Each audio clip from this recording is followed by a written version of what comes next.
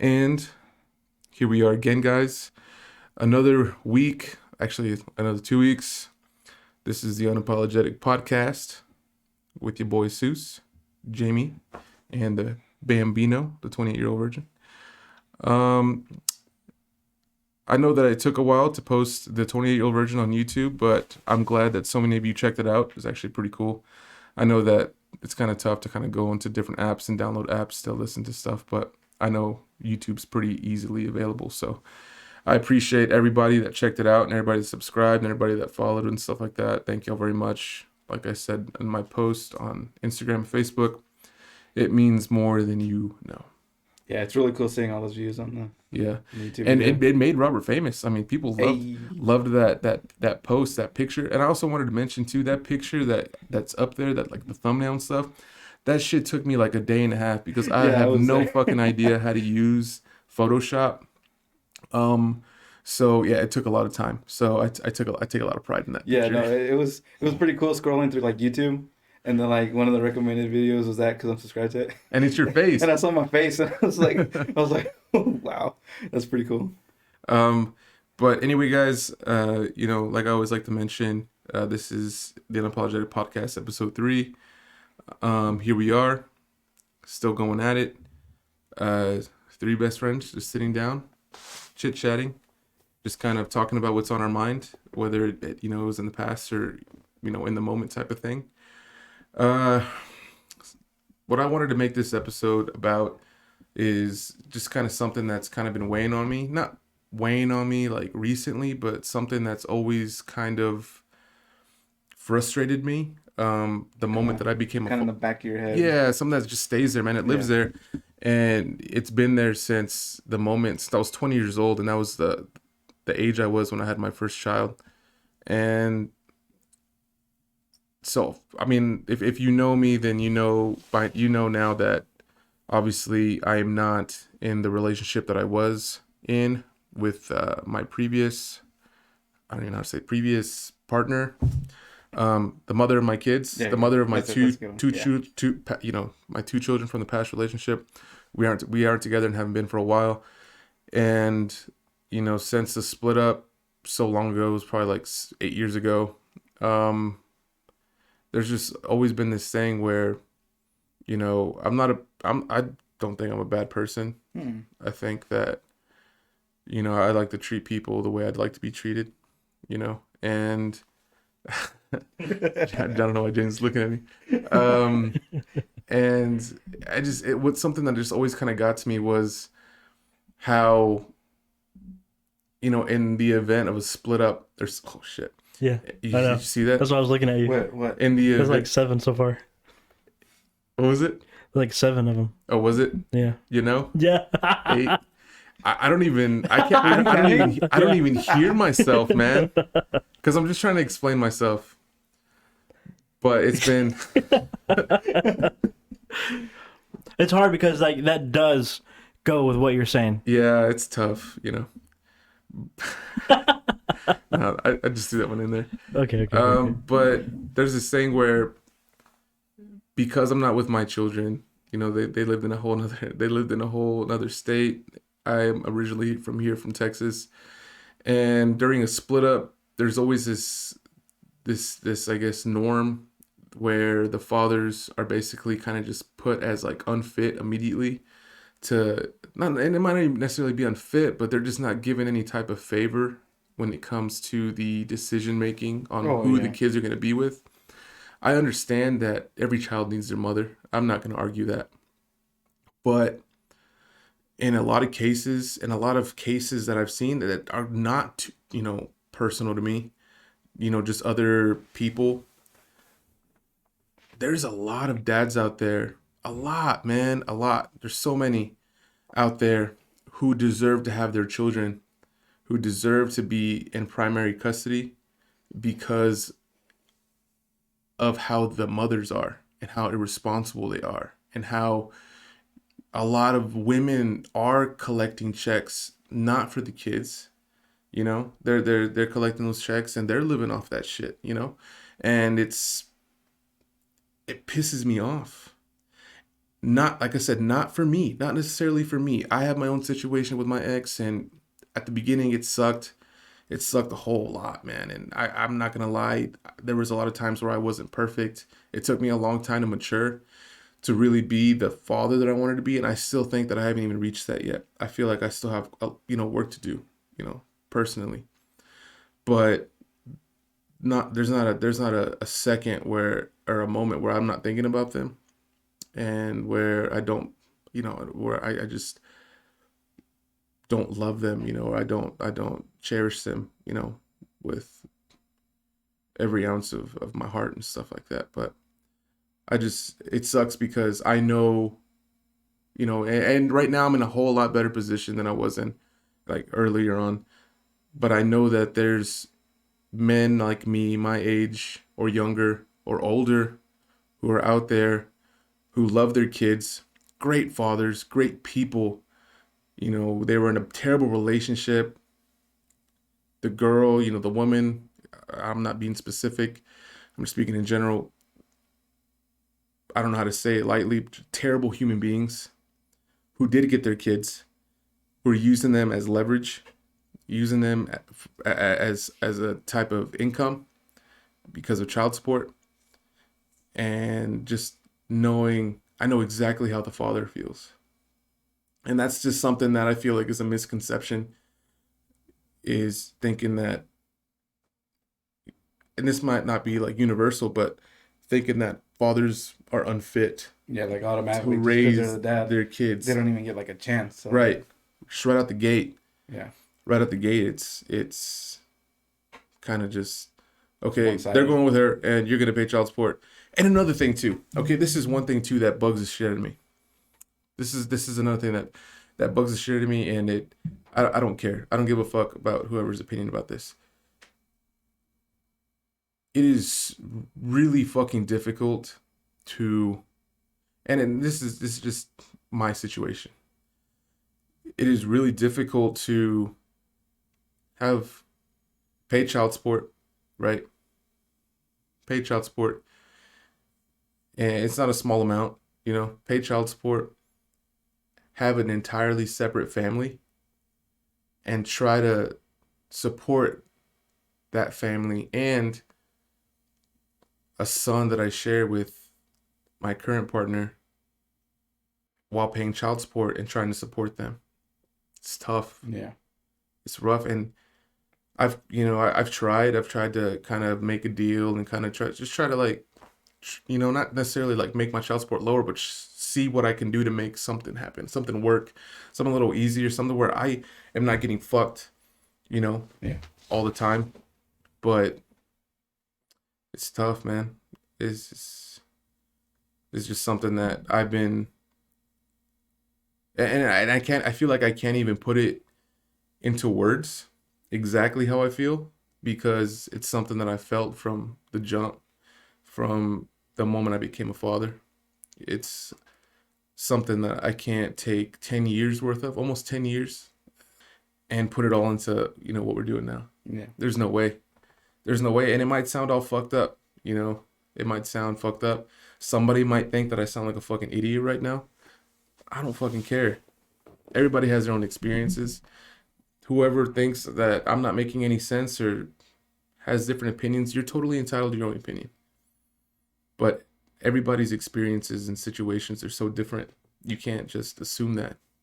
But I just know that I've seen too many people, too many good people, good men with a shitty past relationship, who are paying, the price for something that they don't deserve. And it sucks. That eats away at a lot of your check, doesn't it? It does. Most of it. Yeah. Yeah, a good portion, especially now that I got put on salary. It really affects, it really, Because like what? It's like a percentage. I'm not really sure how it works, man, because even though my I guess my pay's changed, the amount hasn't changed. So it might be like a set rate, Mm-hmm. but I'm not exactly sure how that works. All I know is that putting in the time, that I do for my job, and then seeing the take home, it fucking kills me, dude. Yeah, I bet. Kills me. And nobody understands when I try to when I'm telling, Gabby about it.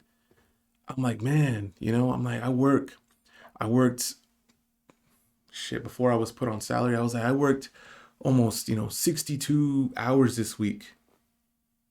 Getting up at 4 Oof. and staying till, 6, 5:30, 6 o'clock Yeah, every day. And just knowing how tired I am and how much work I put. And I just want to make it very clear. I'm not saying that I don't want to pay child support for my kids. I'll do anything. I'm just saying personally for me, you see the spectrum, you see that the perspective of paying your kids, supporting your kids, that's great. 100% support that. But for some now step into my shoes, and when I have a whole nother family and I'm trying to make a living, it does suck. I can't imagine having the whole. It's demoralizing, man. It Yeah. really, it doesn't motivate you to want to do anything anymore. Kind of feels like I'm busting my ass off here, and And I'm really like, for getting what? anything back. I get over it because I'm like, this is for my kids. Yeah. I'm like, this is for my boys. They'll be able to, they'll have their clothes. They'll have stuff for school. They'll have new shoes. If they want a game or if they want this or that, that's what this is for. But I think what kind of negates some of that feeling is when I don't see them or I'm allowed to see them. And that's my fault. I should have, done some court, some joint custody stuff. But like I said back then, I was just so immature. My head wasn't in the right place. I wasn't thinking clearly. I wasn't ready to be a father yet. And thank God for Gabby. Thank God for Gabby and Sam, because I think that's what really put me in that mindset to be a dad and know what it takes, because when Jordan was born, she and I were like in a really bad place, and I left, and then it was back and forth, back and forth, back and forth. And we got together, and then Ryan was born, and we really weren't in a good place. And I just left, man. And it was always kind of just seeing them every now and then. And to where, if something was said or somebody said something, or she saw something on Facebook or some shit, it was, oh, well, you're not going to see them. And then that'd be like 6 months. One time it was even a year. Sheesh. Where I didn't see them. And it sucks, man, because I'm only human. There's this, it's almost automatic, that you get this kind of feeling of like detachment when you haven't seen somebody for so long. And it hurts me every day because I don't have the relationship that I do with Sam, with them. And man, I want it so bad. I want to so bad. I want to have the relationship I had with Sam with them, but I can't because they were with their mother for so long that their mannerisms and the way they think and view things is so different than mine.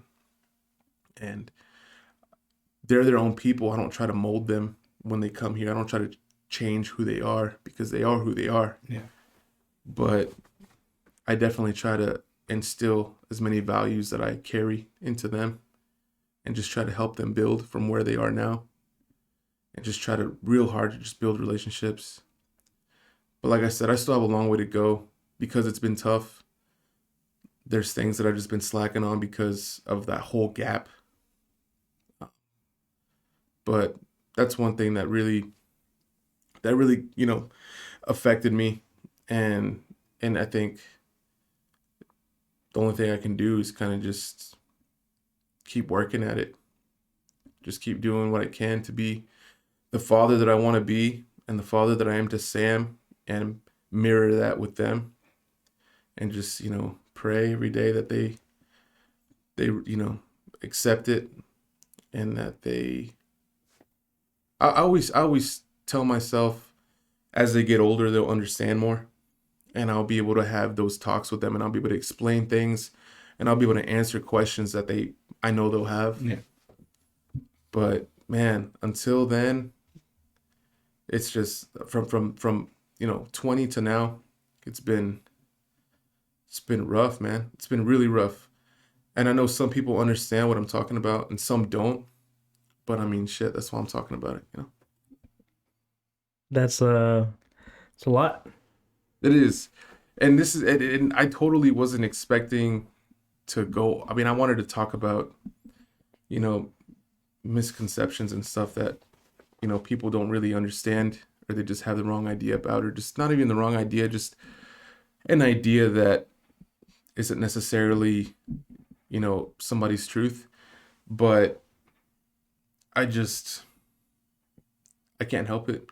It's just something that is just weighed so heavy on me. And now that we've started this podcast, I just feel like people should know. I have like a pretty Should good outlet for it. should know, that if you're a single father out there and you're dealing with, if you're dealing with custody issues, seeing your kids and stuff like that, I feel you. I'm here. Whether you're a mother or father, I feel you. And I know nobody's perfect. I know we all make mistakes and stuff. I know I've made plenty, but I just feel like it's just a really tough situation. It's always hard because I think the hardest part about it on anyone's side is seeing the perspective from your point of view, or from their point of view, or whoever's point of view, to see and know what's actually going on, right? Because one person will hear something, whatever, it's like the telephone game where you say one thing and by the end it's a totally different thing, Oh yeah, like rumors and it never works. It's never the same thing. And it's like, believe, was it like none of what you hear and only half of what you see, Right. or something like that? Yeah. Because it's true. Because unless you're in that exact situation, in that person's shoes, you don't know. And even then, you only know that person's half. It's always hard. And that's why I say, that when I'm telling you all these things, that I haven't been perfect.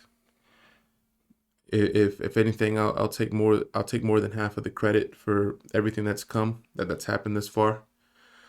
I was young, stupid, selfish. I mean, the list goes on.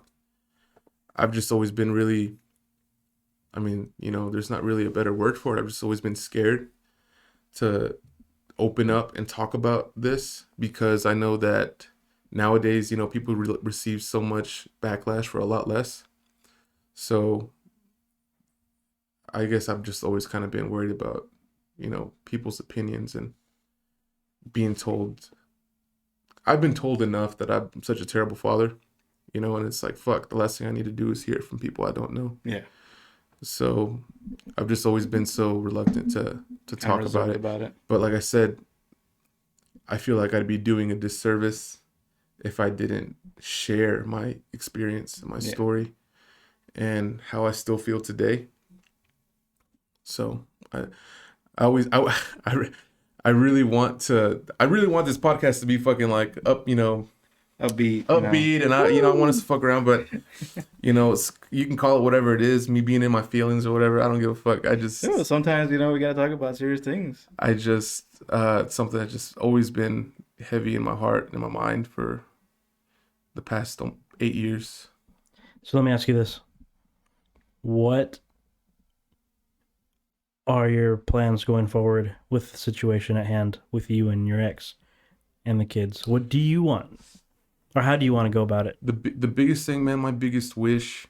This is how it is right now, and I hate it, and I know it's my fault, and I apologized so many times, but I can never, ever, ever, ever have a civil conversation with her, ever.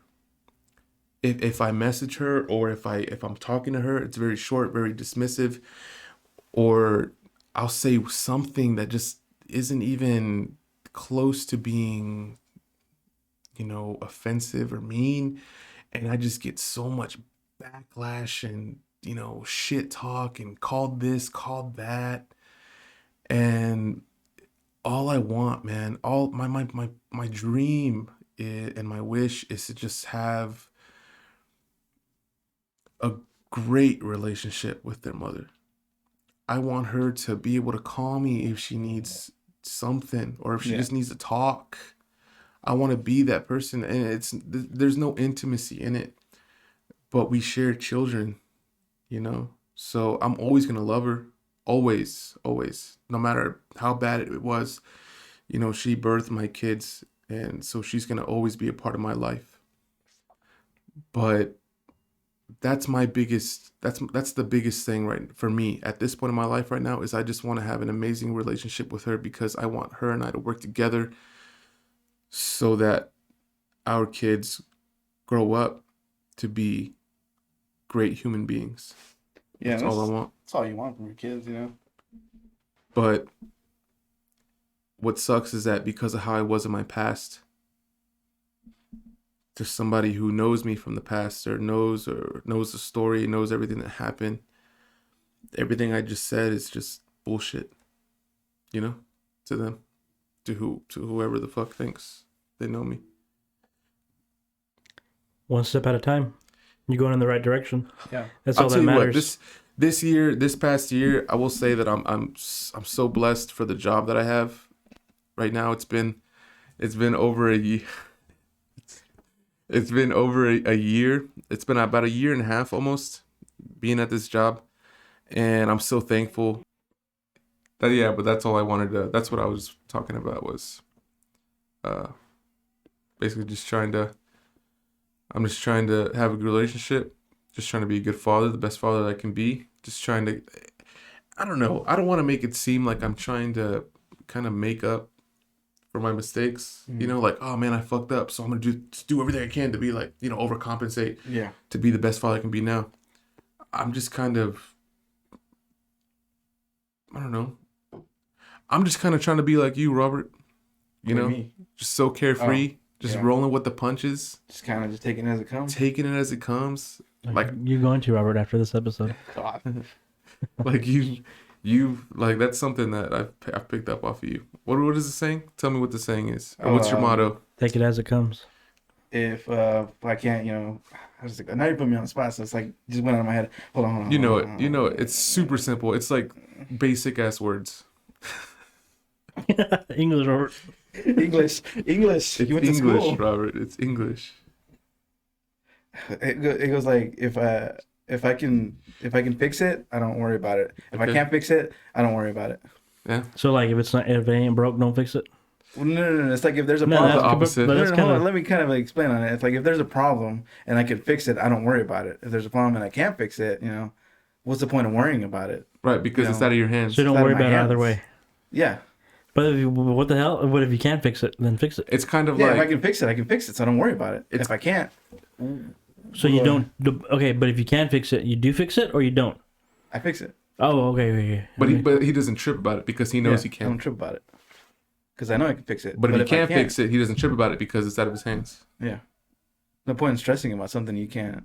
Yeah, like, I'm just trying to be like you. No, I can't. And it kind of makes it sound like, I don't care.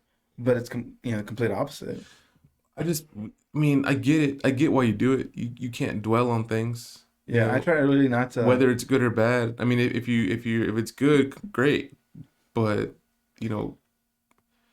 don't get caught up in bullshit. Yeah. Keep going. Keep doing. Stress keep doing about what you're doing. things. Yeah. It's just not worth it.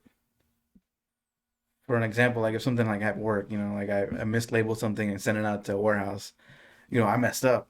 I'm not gonna be sitting at home like, oh my God, I can't believe I did that. It's out of my hands now. Right. I'll take the whatever it is that's coming to me and keep moving forward. Okay, here's scenario number 2. You're at work. Okay. You got a whole assembly line of sausage, right? And they're all needing to get stuffed. They're all needing to get stuffed with cheese, right? Okay, for some reason you're in charge of the stuffing room, okay? Okay. And you're getting it all shipped out. No one else is there, so no one else knows.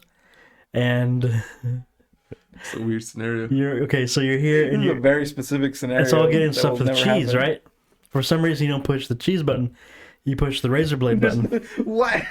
So they all get stuck with the razor blades. Okay. But you don't realize until they're shipped out. So you're telling me that I stuffed it with razor blades and it passed through inspection. It passed through the metal detectors, and Because then you were the only one there. I'm the one running the plant by myself. For some reason that day, Okay. everybody was off except for you. Okay. Let's say Yeah, some you crazy drove the reason plane out. I or can, the plane. I can run a whole place that takes like 40 people to run. Right. I can do it myself. Yes. And Jack okay, of the all razors trades. go out. And the razors go out. Okay. And you're just like, well, Well, shit. Well, we'll cross that bridge when it comes. Yeah.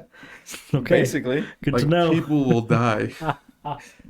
Hundreds of people. If not die, I mean, I guess they wouldn't, right? Because you bite into the sausage, your mouth gets cut up, and you're like, ah, fuck. Or you see it sticking out of the wrapper. Right. You're like, You're like, that's not. How is the packages even sealed? They're airtight. You're like, That's a question for you, Robert. you're like, that's not supposed to be in there. Well, yeah. And you're like, I mean, I don't know. Let me taste it. You're like, coming out of your neck. They're like, I was right. Dead. then I'll just take the punches as they come and just roll with it. Damn, Robert, Pretty you really, sure there's not gonna be punches, Robert. There's gonna be lawsuits and I'll take prison the time. lawsuits as they And come. prison time. I'll take the lawsuits as they come and just roll with it. I like it. Okay, good to know. man, you really don't give a fuck. You heard it here first, folks. That's the level of fucks you have, Robert, that you don't have is what I want. Listen, I didn't want to make this whole podcast about myself, but I was explaining to Robert that earlier that this is something that I've just been not holding in, but something that I feel like needed to be said eventually. And it might have not even been on this podcast, but I felt like, hey, we have this platform. Why not? Just like we did it with the, your virginity. Mm-hmm. We're on this. People view this. People hear this. Why not? Share your perspective. Share your story. Same with me. Now y'all know a little bit about me. Because I feel like for me to really be successful, not only in life but just really anything, I believe in being as transparent as possible, at least to the right people. Yeah. And obviously I'm with my best friends, so they kind of already have had an idea, know all the shit that I've been through and that I deal with. But for the fathers out there who don't get to see their kids or are struggling financially or just know how I feel, just know that I'm right there with you. And same goes for the mothers, because it's not just guys. There's women out there who are wonderful mothers, but just don't have the opportunity. Rarely, very rarely. Yeah, it's kind of like a one-on. But it's out there. But everybody has their own situations. Everybody has their own stories. Everybody has their own, things that happen. So I'm not here to judge, because I'm not even close to being perfect. I'm only human.